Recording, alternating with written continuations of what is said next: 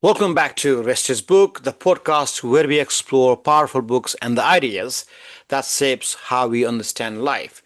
Today's episode covers Viktor E. Frankl, The Man's Search for Meaning, a book born out of one of the most human's darkest period, yet offering one of the most hopeful messages. Frankl was a psychiatrist who survived several Nazi concentration camps during World War II. This book is not a memoir or of tragedy. It is an examination of the human mind under extreme suffering and how meaning became a lifeline. In the camps, everything external was stripped away: identity, purpose, dignity, and sometimes hope.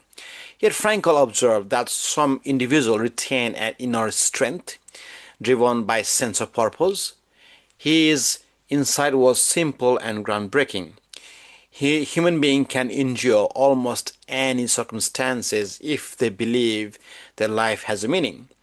This observation later evolved into a whole field of psychology, logotherapy, or therapy through meaning. Frankl wrote at a time when Europe was steeped into nihilism, the belief that life has no inherent purpose, no moral structures, and no ultimate directions. After two world war, many felt that the universe was empty of meaning and that suffering was random and pointless. Frankl challenged this worldview. He didn't deny the suffering or chaos. He lived through the worst of it. But he argued that meaning is nothing. It is something we need to discover, and it's not written somewhere in the universe. Meaning is something human can create, even in the most hopeless situation. Where nihilism says nothing matters, Frankl replies, something can always matter because you can choose what matters. This shifts the entire worldview. Meaning is not given, meaning is chosen. So Frankl ideas sits within the broader movement of existentialism, a philosophical tradition that includes thinkers like Sartre, Camus, and Kierkegaard. Existentialism argues that life does not come with built-in meaning. Humans are free to define their own purpose. With the freedom comes responsibility. Frankl added something profound to existentialism: the idea that meaning is found not only in freedom but also in responsibility to something beyond the self. Can take a task in a value of the person, the principle of of individual. Even in the camps, people found meaning by imagining reuniting with a loved one, completing work they believed in, or choosing dignity in the moments where cruelty seemed normal. So Frankl concluded the last human freedom is the freedom to choose one's attitude. This is the core existentialism with a moral backbone. Freedom is a freedom, not a rebellion, but with a purpose.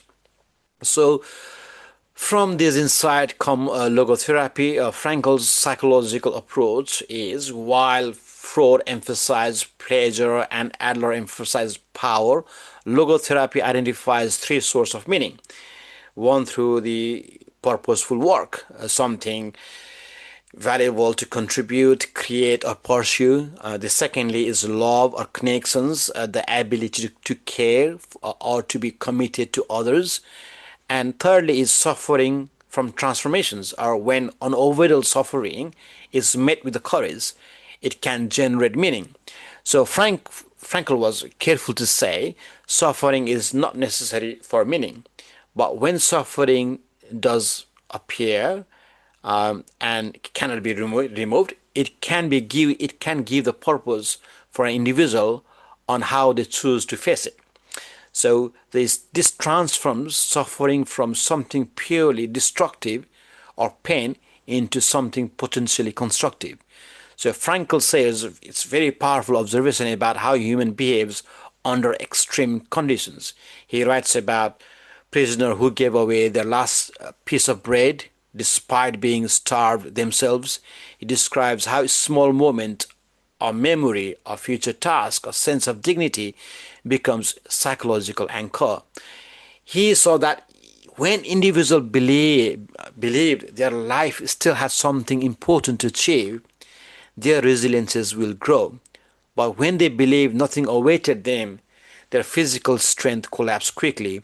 One of the examples is people in the camps. Some of them are hopeful that by Christmas or New Year the war will be over,